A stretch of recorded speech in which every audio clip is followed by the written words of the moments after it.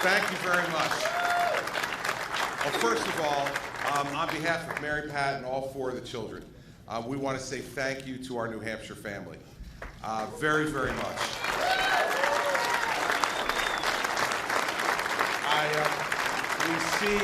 We see so many of you here tonight who have made New Hampshire home for us in such a significant way for the last 9 months. We have worked incredibly hard up here, spent so much time, and we do not regret 1 minute, not 1 minute of the time that we've spent here in New Hampshire. I'm looking at old friends and new friends, folks like Tom Colantuno, who I was so honored to serve with as a United States Attorney for 7 years, always will be, and I'm honored by his support.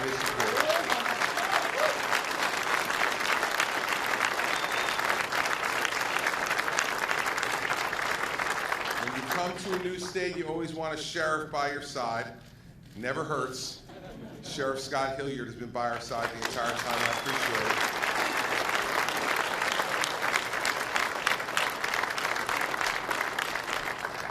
it. Bill Greiner has been as loyal a friend and supporter to us as we could ask for. Billy, thank you for your help.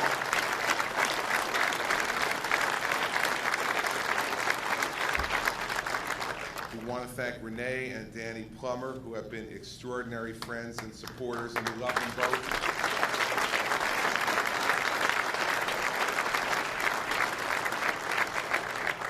Speaker Donna Sitek and Senator Nancy Stiles, a dynamic duo of supporters for us, and boy, do we love them both, and we thank you both very, very much.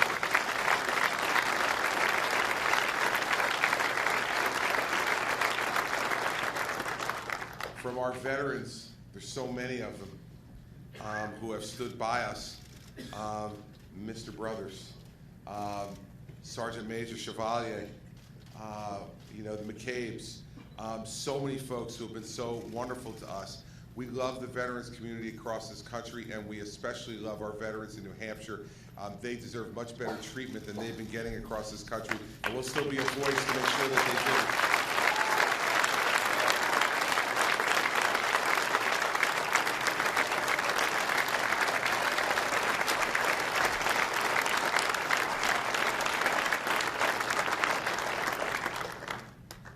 Our fifth child here,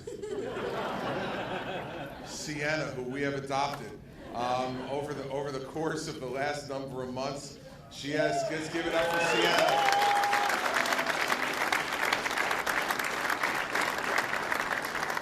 And last but certainly not least, the man who stood forward and became our campaign chairman in this state. No one worked harder for us, more loyal to us, nor will we owe a greater debt than to our chairman, Wayne McDonald. Wayne, thank you very much.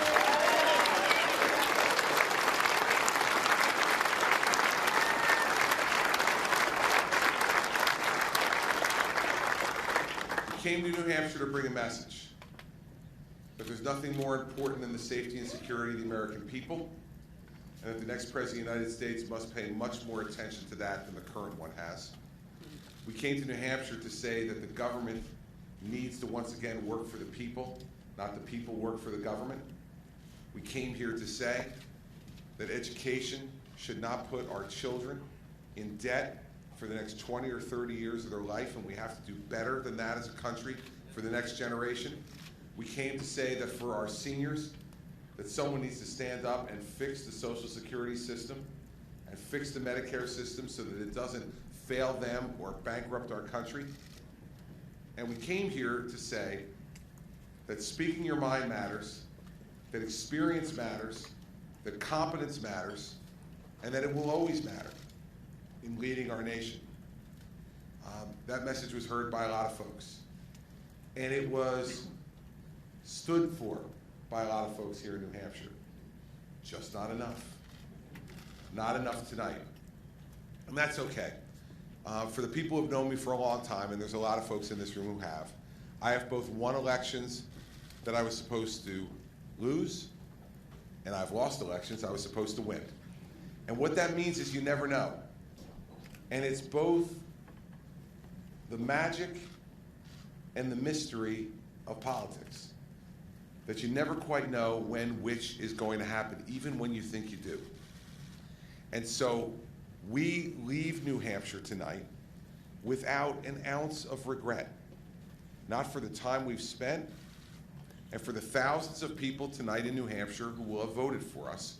We thank each and every one of them for the confidence that that vote represents in us as people and in us as servants.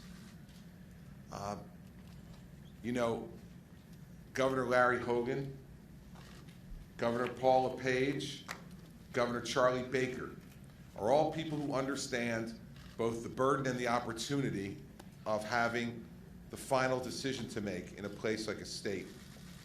And I'm so proud to have their support for President of the United States, because for folks who actually know what it's like to make a decision and be held accountable for it, to have their support has been an extraordinary display of loyalty and friendship. And so to Governor Hogan, who is here, and Governor LePage and Governor Baker, who I know are watching, I thank them for their friendship, their camaraderie, their understanding, and their love.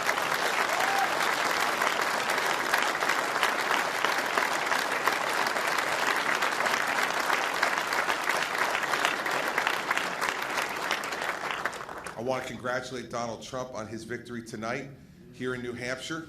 No, listen, you know what? Winning's never easy. And no one's ever given a victory. And the people of New Hampshire's Republican Party tonight have spoken very clearly that Mr. Trump is their preference in this election, and he deserves congratulations for that. The race will continue down the road to South Carolina and the other states as we move forward. But for New Hampshire, they have chosen their candidate tonight, and he deserves congratulations for that. And he has both my and Mary Pat's congratulations to he and Melania and their family on their victory tonight.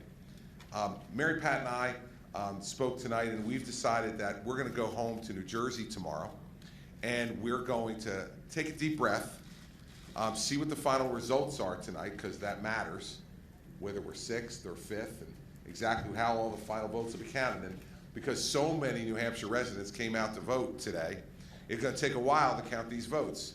So we want to see exactly what happens. And so we're going to go home to New Jersey to wait. By tomorrow morning, tomorrow afternoon, we should know. We should know what the vote count is, and that's going to allow us to make a decision about how we move from here in this race. But there's no reason to go to sit in South Carolina in a hotel room to hear that.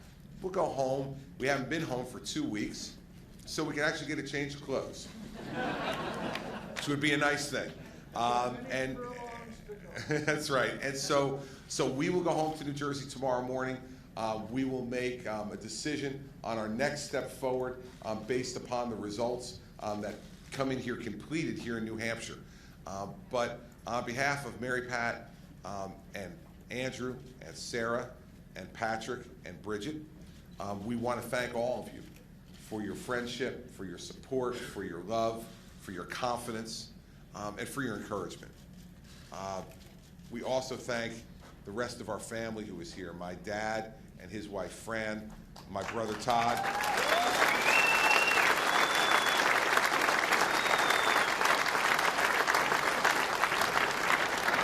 and my younger sister Dawn, who I know is watching at home and knows that I feel her love as I'm standing up here the way I always do. So to our friends and our supporters, we have much work still to do, and I'm looking forward to doing that work and continuing to move forward our agenda for the nation and for the state that I serve. And we will continue to do both over the course of time. We thank our staff, all the members of the Christie campaign, the campaign who did more with less than any campaign in America.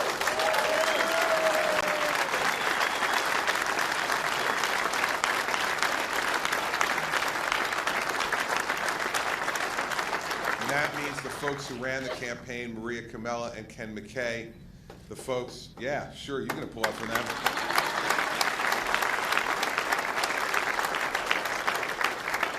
Our National Finance Chairman, Ray Washburn.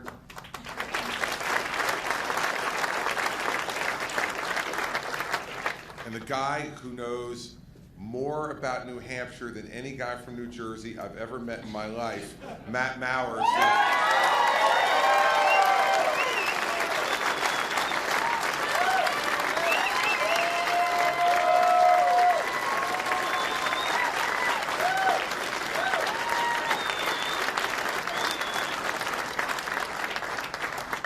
I've been thrilled to have him as a member of my team since 2009, and I hope he always continues to be one.